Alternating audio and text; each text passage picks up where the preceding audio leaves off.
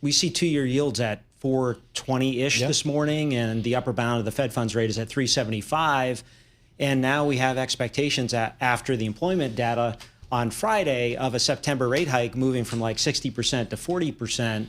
And so it would argue to me that, unless we start seeing inflation data pick up, or we see, this week we have CPI and Yep. PPI, maybe retail sales proves to be extraordinarily strong as well.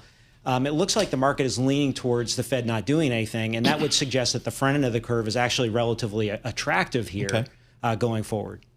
So how much credit risk are you suggesting your clients take these days? Because, again, some of these coupons just in the Treasury market seem pretty darn attractive in and of themselves. Yeah, I mean, I think the investment grade market, obviously, historically, spreads are very tight, high yields tight.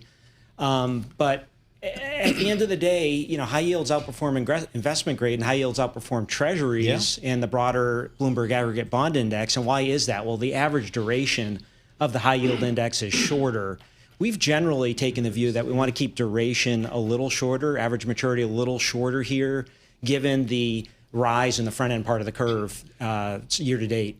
Tell me about the equity market, in that nearing August 15th, we start to reframe for a September 30 quarter ending. Do you have any visibility on an earnings stream ending September 30? Well, Tom, we've gone through now almost at the end of the second quarter of earnings, and which have just destroyed expectations. I mean, the beats are almost 90%.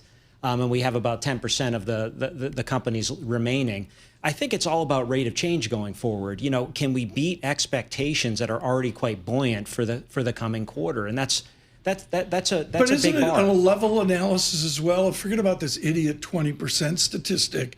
Even if the rate of change comes in, if we get double-digit earnings growth, there's a lot of confidence there for the market. There is, and if you look at the return year to date of call it 14% for the S&P and 16% equal weight, 18-19% for the Nasdaq, it's been driven all by earnings growth, not multiple expansion. So the valuation has not expanded on a year to date basis.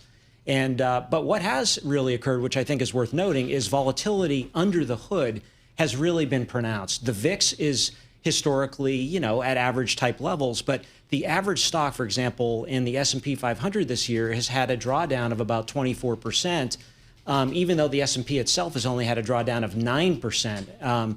And even more so on the Nasdaq, we've had a drawdown on average by about 42%, even though the drawdown has only been for the index itself 13%. So that, I think, is a story that hasn't been told sufficiently enough. There's a lot of rotation under the hood.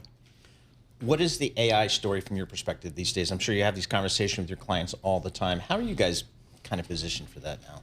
Well, if we looked a month or two ago, Paul, we were in the middle of the SaaS apocalypse. And the idea that every software company was going out of business was, very much weighing. And the momentum trade was very much in the semiconductor segment, particularly memory. We think that there's now been probably some differentiation that is going to start to take hold in the marketplace, where the idea that you can apply models that are cheaper, that are almost going to become utilities, not all models, but many of them, and that those can be input into software companies, providing significant opportunity to capture margin once again within particular segments of that market. So we're looking at that. Cloud growth's been robust, data center growth's been robust. So the return on invested capital there looks, quite solid going forward.